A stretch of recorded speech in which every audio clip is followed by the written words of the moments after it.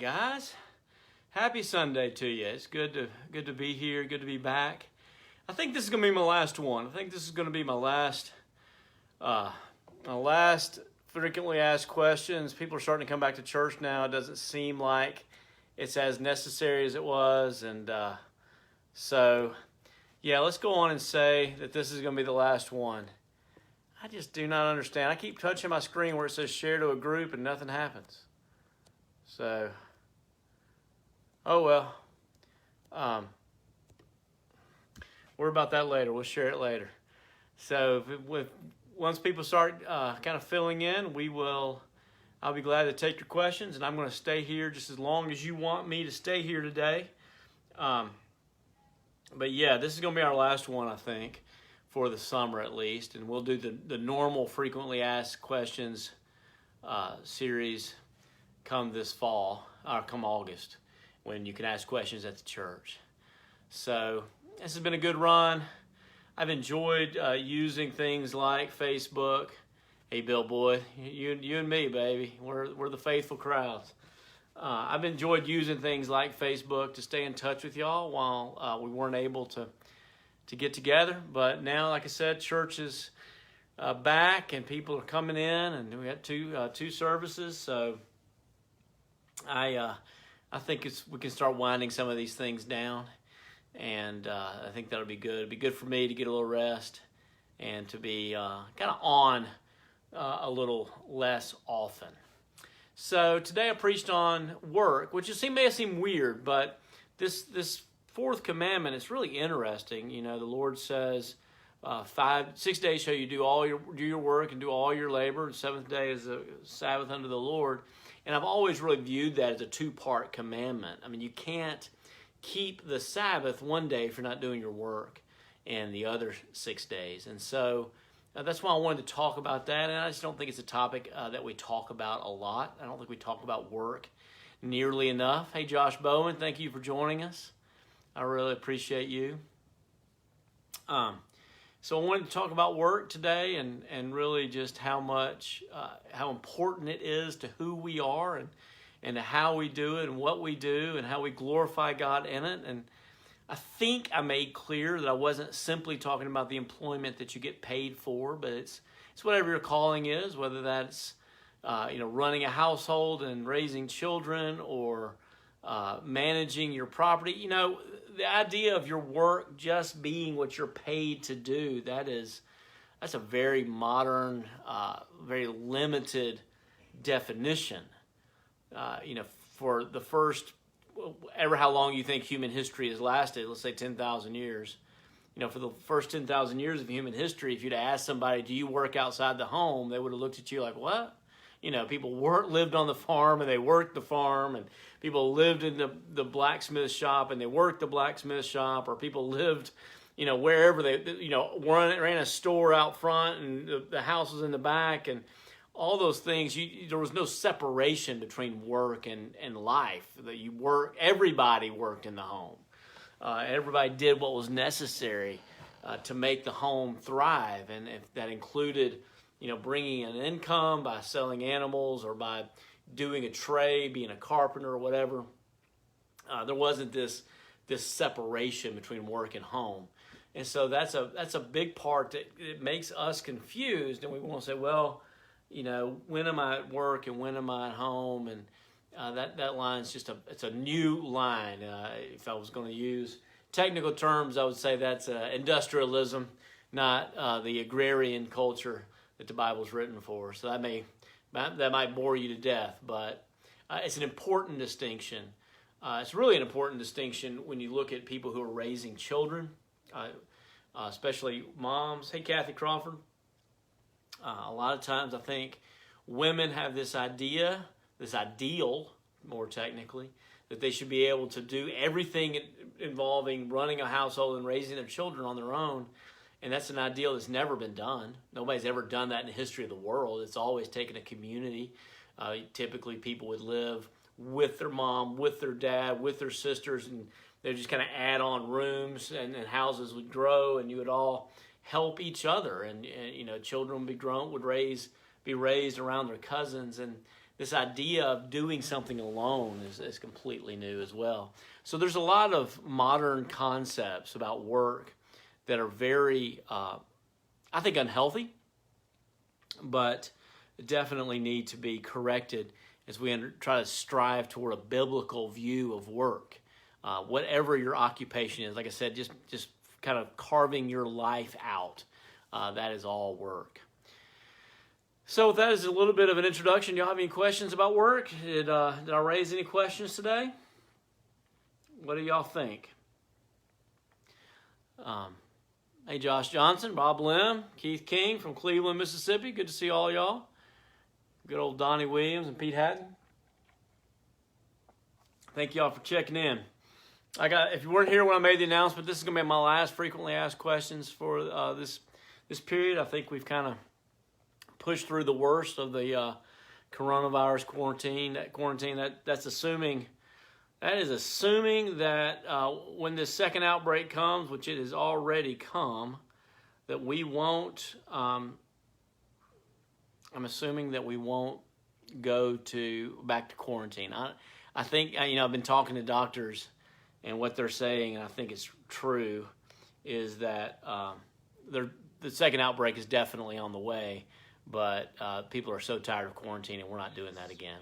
So, Matt Jones, you're so faithful to check in on me. Thank you, brother. Nadine, man, I miss you. Hope you're doing well. Brantley Clark from Grenada, Mississippi. What in the world? Man, it's good to see y'all. I am not seeing any comments. Are y'all writing questions in your comments, or do you just not have any for me? Feel free to ask about anything. That 3 minutes of Ryan Porter, what are you doing, man?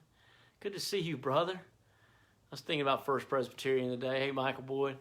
Do you think everybody has a creative side in them as part of the Imago Dei? Oh, that's a good question, Josh. Certainly some people are more creative than others. That's not the only part of God. God, Ryan, that's a lie, but I appreciate it. That's a kind thing to say.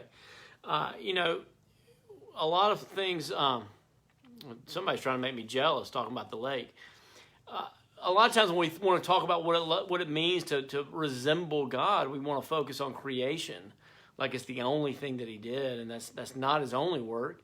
And I think some people are certainly more creative than others. I don't have a creative ability. I've got a good memory, so I can draw things back, draw things out from. I remember, like if I try to, I can remember what someone looks like, and I can do things like that. But I can't. Like, I've got friends who are painters, and they can just come out of nowhere with these beautiful pictures, and that's amazing. That's a real God-like gift. But just remember, God does more than just create. He sustains, he shepherds, he fathers. So all of those things are part of the Imago Dei. Your protective instinct is part of the Imago Dei. Your engineering desire to want to make things run well and maintain them, as God, through his providence, is keeping all of the universe running on time, and that's part of the Imago Dei. So it's no less part of that image of God. It's no less godlike to want to keep an old things running forever than it is to want to create something new. Those are all part of the Imago Dei, and different people. The beauty of the body of Christ is we're all different, and so different people have different gifts and are able to do different things. And so that would be my answer to your question, Josh. I don't think everybody is creative, I guess, but that's just a shout out. All right, any other questions? Good question. It doesn't have to be about work. I'll talk about anything. Y'all got me on the camera for 18 more minutes, so you can ask me about anything you want to ask.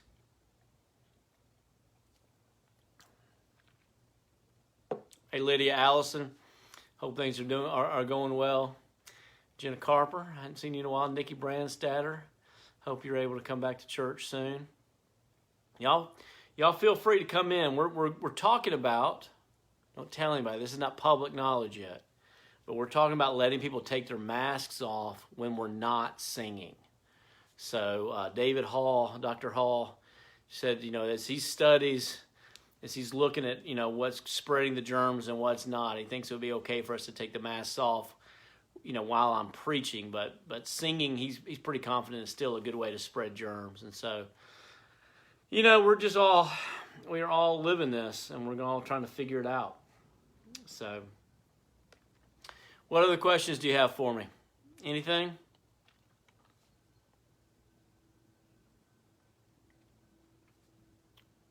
Man, y'all are quiet today. I guess I answered everything perfectly. Well, that's fine. That's fine. Well, I can end this early. I'm sorry. I wish I had more to say. I really don't have much more to say. Love y'all. It was so good for me to get to see so many of you today. I had no idea how bad I was missing you until this morning, and man, I just got so much energy from seeing everyone. Thank you so much for coming back. I read an article about Tim Keller, and he was saying that he was a church planter, and he said now every pastor is a church planter because honestly, we don't know who's coming back and who's not, and there's a lot of truth to that. There's a lot of truth to that. So I was very, very thankful to see y'all come back. I love you. I hope you are having a good week. I hope you enjoy work tomorrow. And this is going to be my final frequently asked questions. I think it's been good. Bill Boyd, saving it at the very end. Is the Sabbath be a specific day or can it be another day of the week? I'm going to go with John Calvin's answer on that. I don't think nowhere in the Bible are we explicitly commanded to celebrate it on Sunday. And so I don't think we have permission to say that it has to be on Sunday, but this is the issue. We all have to celebrate it at the same time. If we don't all celebrate it at the same time, we can't worship together. And so, through the Lord's providence, He has arranged for the overwhelming majority of us to celebrate the Sabbath together on a Sunday. And so it is good that we all do it on the same day, and there's definitely just an overwhelming preponderance of evidence that the Christian day to celebrate is on Sunday. I think you'd have to have a good reason to not celebrate it on a Sunday. And so that is the correct day to do it, the day of the resurrection, the day of new life, new creation. So I don't think there's a specific command, but the necessity of us worshiping together and the necessity of us holding each other accountable. There's just that accountability of this is the day when we all take off and go to worship. And that's really a protection for us. I'll be preaching about this Sunday. I can't wait. I've already got my call to worship and everything designed. And I just think it's important to see the Lord giving us this commandment to protect us from our own greed, to protect us from our own tendency to find our identity in work, to protect us from our own sin and our own sinful desires. So, and we need that community aspect to protect us. And so having it be on the set day of Sunday is an important part of it. Because, if you're not at church on Sunday, I'll call you and say, hey, buddy, I missed you, So there's that part. I think that's the overwhelming, like I said, the overwhelming preponderance of evidence and the necessity of the value of all doing it on the same day. But whether you are able to take your Sabbath on Sunday or not, for instance, I'm not. Sunday is a very, very different day for me. It's by far my hardest work day. So I take my Sabbath on Friday. It's not necessary that we all take it on Sunday, but it's best that we all take it together, and Sunday being the best day for that. All right, Josh Bowman. See, y'all lured me into almost quitting. All right, let's see. Josh Bowman, totally different question. I shared the gospel recently with an unbeliever who believes God exists but isn't sure He is good because He's let her suffer so much. What is the pastorally gentle answer? Well, the pastorally gentle answer on that is always going to be to take people to the cross. And to show her that we believe in a God who's not distant, but who suffers with us and for us. I think I would take her to Acts when Jesus says to Paul, "Why are you persecuting me?" And it very explicitly tells us through that when we hurt, he hurts. He's not distant from our suffering, but he suffers with us because we are in him. My friend John Lynch used to say, he says now that he used to think that when he was suffering, what being with Christ meant was that Christ was right there with him. Christ was in the room with him. But now he realizes that Christ is really much, much closer than that Christ is the one suffering, and he's in the room with Christ who is suffering. So I think those are the things I would talk about, but far and away, the place I'd really want to just camp out with her is on the cross and saying, you know what? I would never believe in a God who didn't suffer. I would never believe in a God who didn't suffer. And what I do believe is in a God who suffers with us, suffered for us, and suffered for us with the intention that one day we would never have to suffer again. And I think as she sits with Jesus on the cross, that will eventually melt her heart and bring her to himself. That's where I would go with that, Josh. I hope that's a helpful question. That's a great question. I love it. It's a very important one, especially in this world of this world of pain that we live in, that's being experienced so difficultly today. So, good question. Thanks. Hey, Nathan, Mary Beth. Man, it is. All my mentors are checking in. Hey, Mary Beth, miss you. Hope you're doing well. All right, guys. Is there any other questions? I'll give you a few more minutes. Feel free to write them in. And if not, I'm going to sign off. Appreciate y'all giving me those thumbs ups. They really encourage me. Hey, David Sinclair. Hope you're doing well, brother. Thank you for checking in. All right, guys. I think that's it. I love y'all. This has been fun. It's been fun to do frequently asked questions all summer. I hope you've enjoyed this chance to stay connected. If you've enjoyed it, give me a thumbs up on your way out. I love y'all. Peace. Goodbye.